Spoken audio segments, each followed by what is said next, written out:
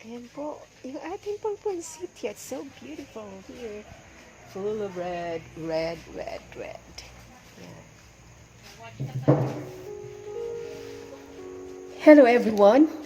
Kumusta po kayo? This is Daily Inspiration to give you an encouragement to the Word of God, and I hope that you will enjoy this story that I want to tell each and everyone. And ngayon pong hapon po, I just want to share about how can we enter heaven. Paano ba tayo pumasok po sa langit? So mayroon po isang kwento dito, isang gabi, si Ambo ay nananaginip. Natagpuan niya ang kanyang sarili sa harap ni San Pedro sa pintuan ng langit. Nagwikas si San Pedro, "Dahil ikaw, Ambo, ay labis na naghirap sa lupa sa pagiging madaldal ng iyong asawa na si Iska. Bibigyan kita ng magandang posisyon dito sa langit. Mula ngayon, ikaw ang magiging bantay dito sa pintuan ng langit, at bawat nagnanais na pumasok dito sa langit, ipa-spell mo ang katagang love. Love sapagkat pag-ibig ang lingwahe sa langit," wika ni San Pedro. Masayang-masaya si Ambo sa kanya pong naging trabaho sa langit. Araw-araw wala siyang ginagawa kundi paspel ang katagang love sa bawat gustong pumasok sa langit. Isang araw laking gulat niya sapagkat nakita niya si Iska na nakapila malapit sa kanyang harapan. At pagtapat ni Iska, dagli siyang nakilala at nagwika, "Ambo, buti naman at ikaw ang bantay dito. Papaano ba pumasok sa langit?" "Madali lang," wika ni Ambo. "Spell mo lang ang Czechoslovakia." I suppose that all people, ang pinakakwenta po dito, I suppose that all people on earth would like to get to heaven. Lahat po tayo gusto po nating pumasok po sa heaven.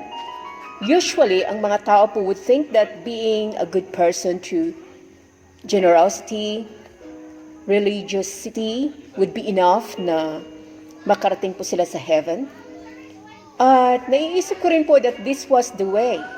But I'd come to realize that good works cannot outshine the sins that men can commit every day. Assuming that a man can only commit 3 sins a day. At itong 3 sins a day ay i-multiply din po ng 365 days in a 1 year. So ang lahat po nito equals to 1,095 sins. So if you are 35 years old by now and you multiply it by 1,095 sins, that amounts to 38,325 sins. Surely your good works cannot outdo the gravity of your sins being committed and to be committed in your entire life. This is only putting it at the 3 sins a day, which may be the least number of sins people can commit every day. So sa realidad po, it is way more than this, since man is prone to commit sins through his thoughts, words, and deeds. This even includes the good things which he is supposed to do, but for one reason or the other, he fails to do it. At ngayon, na-understand ko po, bakit si Jesus came to earth and died for our sins? Bakit siya namatay sa atin? So man cannot pay for his sins. So Jesus was the one who paid it. I further understand po why Jesus seeks people to believe in Him. Bakit po ba hinahanap ng Diyos ang mga tao para maniwala po sa Kanya? And for this, the only way for His redemptive act on the cross to take effect on individual salvation. Ito yung way na kung saan po ay mag-take effect yung Kanyang ginawa po sa cross ng Kalbaryo. So reflecting on this truth, na-realize ko po why I have nothing to boast. Bakit wala akong pwedeng ipagmamalaki? God will let me into heaven, not because of the good works I have done on earth, but because of the works made by Jesus on the cross. Wala naman po talagang makapagligtas po sa atin dahil naroon po na ang Diyos lamang po ang naipako sa cross para po mabayaran po yung ating pong kasalanan. Surely this is the reason why, bakit sinabi ni Paul dun sa Ephesians chapter 2 verse 8 to 9, na ganito po ang sinabi, "For it is by grace you have been saved through faith, and that is not from yourselves, it is the gift of God, not by works, so that no one can boast." Now, kung ako'y po'y tatanungin, what right do I have to get into heaven? Anong karapatan ko para makapasok ako sa heaven? Well, with all humility, ang isa lang po masasabi ko that Jesus has given me the right to enter His kingdom. Sa pamagitan po ng paniniwala, what He has done sa cross ng Kalbaryo. It is not because of the good works na atin pong ginagawa, but because of Him. And that is the fact. Dahil si Jesus lang po yung nagbayad po sa atin pong kasalanan. Then someone may ask, do I still need to do good works as a believer of Christ? The answer is yes, definitely yes. Dahil po sinulat po ni Paul, doon po sa verse 8 and 9 sa Ephesians chapter 2. But verse 10 says, "For we are God's workmanship, created in Christ Jesus to do good works, which God prepared in advance for us to do." So it is very clear that we are obligated to do good works, for this is what God prepared us to do. But now, we know that we are doing good works not to be saved. Hindi po tayo gumagawa ng good works dahil gusto po natin po na tayo po ay maligtas sa ating pong kasalanan. But because salvation is received by faith. Ang kaligtasan po natin na hindi po ito mabayaran kasi pag nababayaran po yung kaligtasan po natin, mayayaman lang po yung maliligtas. Kaya nga po, for by grace and by faith ay nasave po tayo. It is proper to view good works as fruits of the salvation na atin pong natanggap sa Panginoon. So yan po ay magbubunga po yan. If we receive Jesus Christ as Lord and Savior ng life po natin, so yan po ay nandun po na it is a fruit ng ating salvation. Hindi po yan na gumawa tayo ng kabutihan para po tayo maligtas. Because our salvation is a gift from the Lord and through Jesus Christ. And with this in mind, doing good works is no longer a heavy load because this forms part of our response to the love of God. So susunod na lang po yun pong good works after na ma-receive natin ang salvation. Kasi yan po ay babaguhin ng Diyos yung heart po natin. Kaya po tayo gumagawa na po ngayon ng kabutihan dahil binago na ng Diyos yung puso po natin. So when one is prompted by love to do a certain task, it is easy to accomplish every good act for the Lord. Kaya po mga kapatid, lahat ng gagawin po natin, it's useless kung hindi natin tinanggap ang Panginoon bilang tagapagligtas ng ating pong buhay. Hindi po basta-basta po ang pumasok sa heaven hanggat wala kang relasyon sa ating pong Panginoon.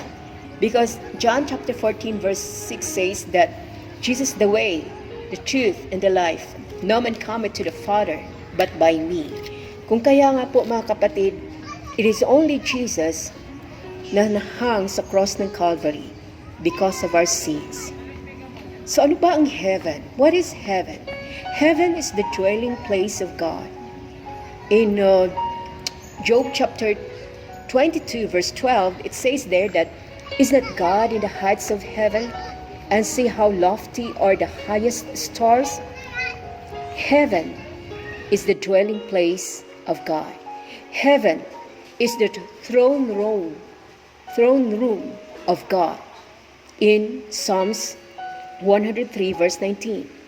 So the Lord has established His throne in heaven, and His kingdom rules over all. So heaven is the throne room of God. Yan po ang pinakatahanan ng ating Panginoon. Heaven is the place of God's full glory.